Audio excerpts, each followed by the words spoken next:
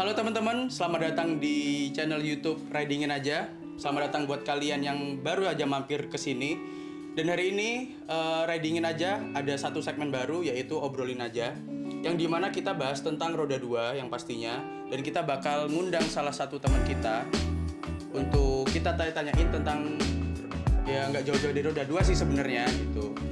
Mungkin kita bisa bikin edukasi baru atau informasi baru buat kalian yang mungkin belum tahu tentang seluk-beluknya roda 2. Nah, di sini kita bakal bahas semua itu di sini. Oke, jangan lupa ditonton. Halo Mas Benny. Halo teman-teman. Gimana? Nah, Mas Benny, kita nih bakal nanya-nanya ke Mas Benny sih seputar roda 2. Oke. Nah, buat pertama ini Mas Benny jadi narasumbernya ya. Nah, ini dia nih. Kenapa harus gue nih yang pertama? Nama juga Ruben. Gimana? Nah, buat teman-teman yang nggak tahu, kenal dulu nih Mas Benny. Silakan perkenalan dulu Mas Benny. Halo teman-teman, gue Benny. Gue dari Surabaya. Menetap di Surabaya juga. Berarti asli di mana, Mas? Benernya gue aslinya Surabaya. Cuman dari SD sampai SMA itu di luar Surabaya nih. SMA sampai kuliah di Surabaya. Setelah itu gue nggak di Surabaya sampai sekitar tahun 2016 gue baru balik ke Surabaya lagi. Oh gitu. Terus ini kan kita bahas tentang roda 2 nih, Mas. Yap. Mas Benny ini pakai kendaraan apa sih? Bisa diceritain nggak sama dari mana mulainya pakai kendaraan itu? Gue benernya pakai roda 2 itu mulai SMA ya. Cuman ada satu, gue sebut merek aja ya. Iya, nggak Jadi apa-apa, bebas. Jadi ada kendaraan yang memang gue suka banget nih. Gue udah pernah lihat itu tahun 2008. Cuman harganya gila kan, udah mahal banget tuh Vespa kan. Lo tahu kan Vespa mahal. Di tahun 2011 ternyata ada yang versi Vietnam. Ya di mana harganya lebih miring lagi. Disitulah gue baru bisa kebeli tuh motor. Vespa apa tuh Mas Ben? Tahun 2011 gue beli LX 150 injeksi. Oh gitu. Warnanya warna? Gue beli itu warna putih. Nah dari tahun 2011 itu udah tertariknya sama itu aja Mas? Sebenarnya banyak yang tertarik, cuman yang sesuai dengan kantong ya. Jadi Vespa gue pikir lebih cocok dan gampang sih untuk perawatan, nggak terlalu sulit. Berarti statement orang tentang biaya perawatan Vespa itu mahal nggak bener ya Mas? Nggak bener, sebenarnya tergantung. Kalau kita sering rawat nggak terlalu mahal, tapi ketika kendaraan itu nggak pernah dirawat atau jarang, akan menjadi jadinya menumpuk gitu kan. Jadi baru penyakit ini numpuk nih, lama-lama numpuk, akhirnya biayanya lebih gede. Oh, oke. Kayak gitu sih. Terus Mas Ben, kesibukannya sekarang apa? Kebetulan aku punya bengkel juga sih, ya karena berangkat dari hobi aku itu tadi, ya jadinya kayak hobi hobi jadi duit sih. Oke. Terus Mas Ben, perubahan apa aja sih yang udah Mas Benny lakuin di Vespa Mas Benny itu? Kalau perubahan, kan teman-teman tahu sendiri kalau Vespa buatan Vietnam itu tahu sendiri lah. Untuk CVT pasti ada yang ngalamin kasarnya sih kayak gregel gitu kan. Otomatis kopling itu aku ganti, CVT ganti, roller ganti, belt juga diganti. Nah, cuman belakangan ini karena mesinnya udah terlalu lama, akhirnya aku ngelakuin upgrade kayak bore up, cuman bukan pakai bore up yang sudah ada. Custom gitu berarti Mas? Iya. Oh, jadi berapa cc itu Mas? Kalau cc-nya untuk ininya sih aku bisa bilang sekernya pakai 6. Bisa dihitung lah ya teman-teman, CR6 jatuhnya berapa cc. Nah, Mas Benny tadi kan bilang kalau punya bengkel juga. Ya. Namanya itu apa Mas bengkelnya? Namanya Prescoot. Oh, Prescoot. Di mana Mas bengkelnya? Di Jalan Sidosermo, PDK 3 nomor 200, belakang Plaza Marina. Oh, belakang Plaza Marina. Yoi. Iya. Nah, tuh teman-teman kalau mau servis servis bisa tuh ke bengkelnya Mas Benny di Bestfood. Atau cuma tanya-tanya, ngobrol-ngobrol sama gue sih bebas sih, nyantai aja. Nah, bisa buat sharing-sharing juga. Sebelumnya karena Mas Benny ini kan udah sebutin bengkelnya tuh, udah Hmm. bikin usaha bengkel. Yes. Itu kalau boleh tahu gimana awal mulanya dan gimana struggle-nya membangun bisnis bengkel buat Mas Benny ini? Jadi gue beli Vespa ini tahun 2011 kan. Di 2011 itu kenapa gue milih Vespa? Karena waktu itu gue mau pindah ke Bali, di mana gue mikir gue pasti lebih banyak pakai kendaraan roda 2 daripada mobil. Nah, akhirnya gue itu pindah ke Bali. Gue kerja, monoton hidupnya. Berangkat kantor, pulang, kayak gitu terus. Akhirnya gue pengen punya temen nih. Gue pengen punya teman, searching, ada nih kayak komunitasnya, kalau gue boleh sebut nih namanya Modern Vespa Indonesia Chapter Bali. Nah, di situ gue kenal sama temen gue namanya Kiki. Nah, di situ gue baru mengenal kayak gimana sih Vespa ini, seperti apa Vespa ini. Dan nggak cuman di Vespanya aja, ternyata kekerabatannya, kekeluargaannya itu lebih kental banget. Di situ gue menjalin pertemanan, persahabatan, kekeluargaan juga. Terus udah nih, gue udah lepas kerja dari Bali, terus gue pindah ke Jakarta. Nah, selama di Jakarta pun gue tetap keep in touch sama anak-anak Bali dan lain-lain. Kemudian nggak tahu kenapa, kok passion gue masih pengen banget nih sama Vespa. Terus akhirnya gue coba aja, coba bikin bengkel deh. Kok kayaknya seru ya. Karena gini, ada cerita lucunya. Cerita lucunya tuh, kalau gue beli sesuatu, kalian sendiri pasti tahu kan, kalau beli sesuatu, karena pasti harus izin sama istri atau lain-lain kan. Nah, itu gue sulit banget nih. Akhirnya gue punya ide nih, kalau gue punya bengkel, gue beli barang, kan gue bisa bilang ini buat bengkel nih, padahal buat gue sendiri. Nah, kayak gitu sih awal mulanya. Terus lama-lama keterusan, asik. Benernya gue kalau pengetahuan dari bengkel sendiri, gue emang suka mesin. Dari SMA gue suka ngutak-ngatik mesin motor, mesin mobil. Cuman untuk Vespa hal yang baru. Cuman gue belajar otodidak, akhirnya gue bisa. Meskipun nggak 100%, teman gue mampu lah untuk bongkar dan lain-lain. Untuk kesulitan bisnis Vespa, yang gue alamin sih sebenarnya spare part ya. Untuk spare part ini agak susah. Gue nggak tahu kenapa, cuman untuk pengadaan agak susah dan lain-lain. Untuk yang lainnya, alhamdulillah sih bisa diatasin sih. Tapi untuk pasar Surabaya sendiri buat Vespa tuh gimana tuh Mas Ben? Potensi, sebenarnya potensi banget. Kan ibaratnya Surabaya sendiri sama Bali kan pasti punya culture yang berbeda gitu. Oke, sebenarnya. Mas Benny gimana tuh? Menurut gue sih gini, kalau untuk di pasar Surabaya sama aja sih, karena kan memang Vespa ini lebih ke anak muda ya, lebih ke lifestyle dan lain-lain. Sama kayak di Bali juga, cuman bedanya kalau di Bali ini kan banyak orang-orang luar yang datang ya, kayak anak-anak dari Jakarta, Bandung, terus dari pokoknya dari seluruh Indonesia banyak yang ke sana. Sedangkan di Surabaya kebanyakan memang penduduk asli Surabaya, anak-anak muda Surabaya. Jadi kultur itunya aja sih yang membedakan. Lainnya sih sama, lifestyle yang mereka butuhkan.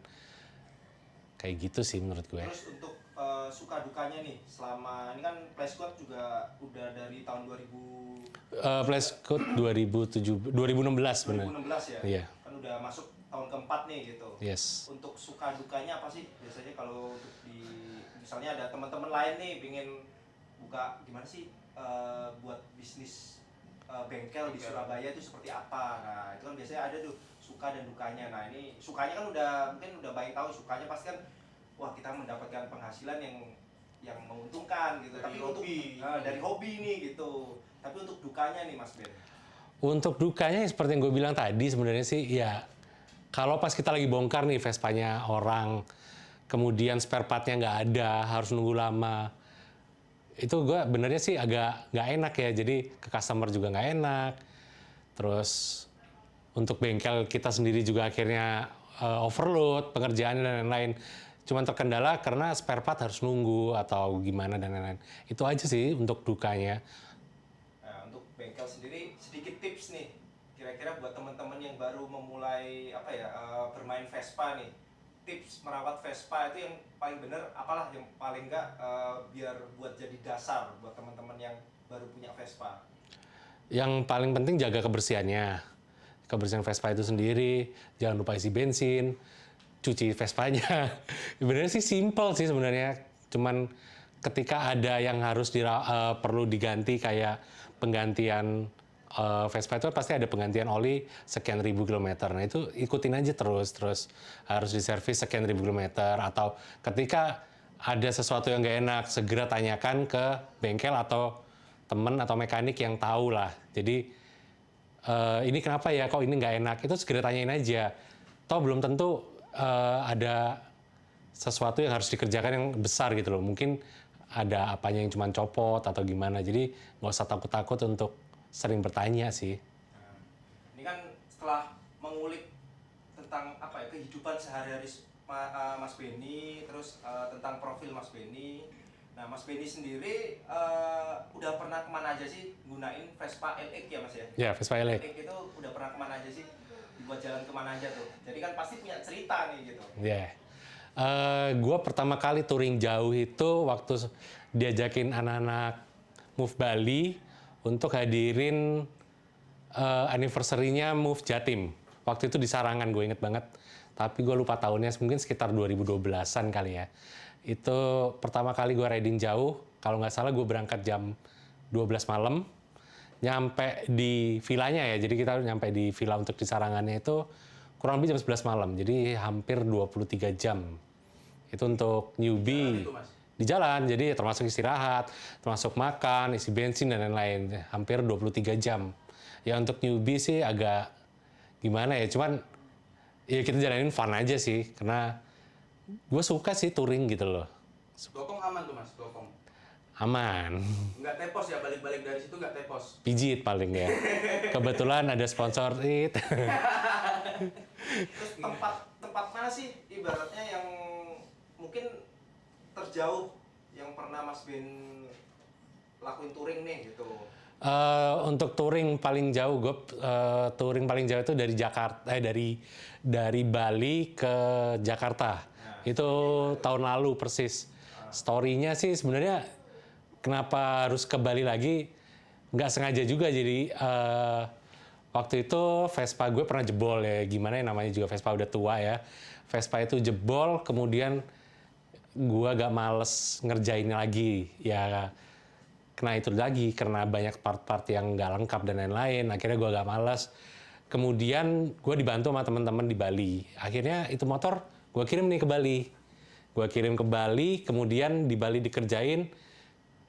Nggak ngerencanain juga, cuman kok pas endingnya ini, pas kita mau ada acara ke Jamnas Move ke Jakarta. Akhirnya anak-anak juga nyaranin, gimana nggak lu berangkat aja dari Bali bareng-bareng ke Jakarta. Gue pikir, wah seru juga nih ya perjalanan.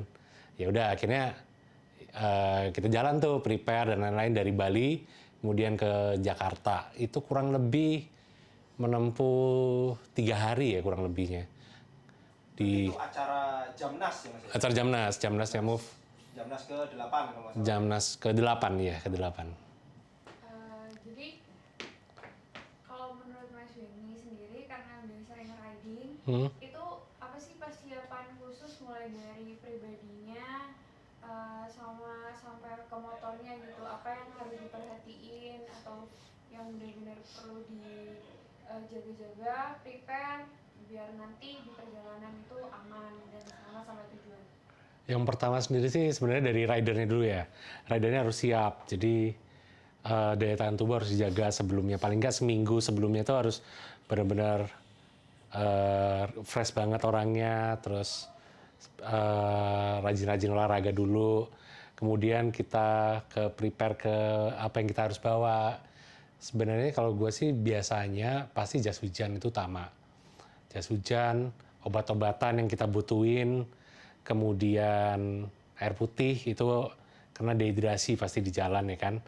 Kemudian untuk motor paling lebih ke ganti oli itu harus sebelum riding jauh itu kita harus ganti oli, servis. Itu sih yang utama menurutku. Terus bawa apa kayak kunci-kunci terus buat misalnya gini, biasanya kan di motor ada yang di jalan mungkin trouble ya, salah satu komponennya. Itu biasanya yang sering trouble tuh apa aja sih Mas Ben? Dan yang harus dibawa juga buat penggantiannya. Biasanya kalau riding jauh itu kita nih ada, misalkan kita ber-15, itu ada satu motor yang memang dia bawa peralatan. Itu antara lain ya kunci-kunci untuk buka CVT atau ada kunci, obeng, tang, itu pasti khusus. Nah, yang biasanya sering jebol waktu jalan itu belt. Belt itu sering, kemudian kampas kopling itu juga, kabel rem itu juga biasanya sering sih. Itu sih yang harus sering dibawa. Terus kalau pengalaman sendiri selama riding, pernah nggak sih Mas Benny atau teman-teman yang lain bareng Mas Benny itu ngalamin pengalaman lucu atau cerita-cerita waktu riding mungkin malah ada yang horor atau yang lainnya gitu? Yang menurut Mas Benny nggak bisa dilupain lah gitu. Kalau cerita riding sebenarnya banyak sukanya sih daripada dukanya. Sukanya tuh gimana ya? Kita tuh kalau lagi riding itu pasti capek ya kan. Jadi kita mau rebahan di mana tuh bener-bener kayak di kasur. Jadi kita kalau udah istirahat, misalnya kita udah jalan 5 jam gitu kan, ketemu Indomaret, udah kita beleperan aja di lantai gitu, udah nikmat banget rasanya gitu. Udah kayak di kasur. Lebih dari cukup lah ya. Lebih dari cukup. Terus ya enak sih riding jauh itu. Terus kalau cerita horor, alhamdulillah belum pernah ngalamin sih untuk cerita horor. Harus daki gunung Mas ya mungkin. Kayaknya, soalnya sih dengar-dengar banyak teman-teman ada juga sih yang lewat jalur lain yang punya cerita horor. Cuman ya gue nggak bisa cerita di sini gitu kan, bukan lingkupnya gue. Terus kenapa sih Mas Benny suka touring? Touring buat hidup gue. Gue kalau nggak touring tuh kayak pegel-pegel gitu malahan. Oh, Jadi olahraganya di situ ya. olahraganya di situ. Kayak touring tuh kayak otak fresh gitu loh. Itu sih menurut gue. Jadi gue edik banget sama touring. Begitu. Udah apa ya kayak udah kecanduan touring lah. Bener. Kalau boleh kasih saran atau masukan buat teman-teman nih yang baru mau mulai touring atau biasanya belum pernah touring sejauh pengalaman dari Mas Benny ya. Cuma mungkin teman-teman baru mau nyoba karena habis dengerin cerita Mas Benny kayaknya penasaran rasanya touring gitu. Itu pesannya dari Mas Benny apa nih buat teman-teman? Yang jelas sih persiapan diri ya kan. Biasanya tuh ya kalau udah capek-capek ya nggak usah lah. Cuman kalau emang pengen banget touring, menurutku ya udah jalanin aja gitu loh. Fun kok. Touring itu nggak yang sesuatu yang mengerikan kok. Atau ntar gue capek nih, ntar gue pantat tepos atau gimana, enggak sih. Pasti have fun banget. Dan yang jelas kalau emang kita capek, bilang ke temen atau ke RC-nya kalau kita capek, itu pasti kita akan berhenti. Jadi nggak usah dibikin semacam, aduh gue takut nih ntar begini-gini, enggak sih. Biasanya kalau istirahat gitu, biasa berapa jam sekali Mas Ben? Idealnya kalau kita tuh jalan itu biasanya sekitar 150 sampai 200 kita harus berhenti. Kilometer. Kirain jam. Enggak, itu kalau jam mungkin sekitar 2 jam ya idealnya orang nyetir motor itu sekitar 2 jam, 2 sampai 3 jam kita harus berhenti itu untuk pengisian bahan bakar. Terus untuk kita minum lah, biasanya dehidrasi itu pasti karena kalau kita dehidrasi lemas semua. Iya, nggak fokus juga. Betul, nggak fokus. Berarti nggak harus ininya ya, nggak cuma orangnya aja yang diperhatiin. Betul. Tetap harus perhatiin motornya. Motornya, idealnya sih motor untuk istirahat itu di jalan 2 jam itu 2 jam atau 150 km ke atas itu harus berhenti sih istirahat. Biar nggak overheat juga ya Mas. Betul, paling ya istirahat kita sejam itu udah cukup sih. Nah Mas Benny, Ya. Menurut Mas Benny perbedaan apa sih pas dulu Mas Benny awal main Vespa sama sekarang 2020? Itu maksudnya style orangnya ya, gaya orangnya buat main Vespa tuh kayak gimana sih? Iya. Ada bedanya nggak? Kalau gue waktu awal-awal main Vespa tuh ya, modifikasinya tuh biasanya tuh back rack, front rack, terus crash bar, terus pakai apa, fly screen kayak gitu-gitu. Jadi bener-bener gitu ya? lebih ke klasik, lebih ke ini Vespa, emang Vespa gitu loh. Nah, kalau sekarang gue ngeliat ini banyak lebih main ke racing style ya. Lagi ke racing style, jadi yang benar-benar mainan warna, ngecat CVT, ngecat body, terus ganti lampu, terus lebih ke mesinnya juga dikorek dan lain-lain sih. Terus kalau yang lagi tren di 2020 menjelang 2021 ini, yang paling sering Mas Benny temuin atau customer-customernya gitu, itu paling sering modif atau ganti warna atau spare part yang paling dicari apa sih? Biasanya kalau yang gue lihat sih untuk tahun ini lebih banyak ganti knalpot, terus dia ganti spion bar end, hand grip, lebih main ke simple itu sih, lebih sesimpel itu. Kalau yang lebih level hedonnya sih ganti pelek, sama ngecat body yang lebih eye catching gitu ya. Soalnya Vespa identik juga warnanya warna-warni ya Mas. Betul, karena sebenarnya Vespa itu lebih mengidentifikasi yang punya sendiri gitu loh. Kayak mencerminkan ini loh saya kayak gini. Yoi, benar. Dengar-dengar Mas Benny sendiri itu lagi bikin project baru ya, soal ya masih seputar otomotif dan Vespa. Iya. Itu bener gak sih Mas? Jadi bener gini, gua kan emang suka banget nih touring. Apalagi kemarin kita lagi pandemi benar-benar pasif kan, jadi di rumah, kesibukan juga nggak jauh-jauh dari rumah. Kemudian ketika bisa dikatakan ini udah agak bisa bernafas sedikit, awalnya sih cuman iseng aja ya, gue sama temen gue ini bener kayak kok monoton ya, jalan-jalan yuk. Ya udah akhirnya kita jalan nih, kita touring, lumayan nggak tanggung-tanggung. Tadinya cuman sampai Banyuwangi, nggak taunya kita terusin aja sampai Balinya. Akhirnya ya udah kita beneran sampai Bali dan cuman berdua doang nih. Kemudian di situ kita banyak cerita dari sana sini, dari sini. Kemudian kita berdua mikir kenapa nggak kita agendakan aja gitu. Jadi kita ngerangkul nih orang-orang yang benar-benar sepaham sama kita, yang suka riding, suka touring. Kita jadiin satu nih, kita bukan komunitas sih jatuhnya, lebih ke jadi media atau wadah untuk orang-orang ini menyalurkan hobinya yang sesama kayak gue yang lakuin ini. Akhirnya ya terbentuklah kayak ridingin aja ini. Itu berarti ridingin aja tuh media yang buat ya istilahnya ngumpulin orang-orang yang suka riding, suka touring buat jalan bareng gitu Mas. Bener, jadi kita nih cuman media aja nih, jadi kita bukan nggak mau juga dibilang komunitas karena kita nggak ada kewajiban untuk ini itu. Kita cuman pengen ya udah kita ada waktu luang, mungkin weekend kita jalan, kita kemana, kita bersilaturahmi mungkin ke teman-teman komunitas yang lain, atau mungkin kita bisa riding bareng dengan komunitas itu sendiri.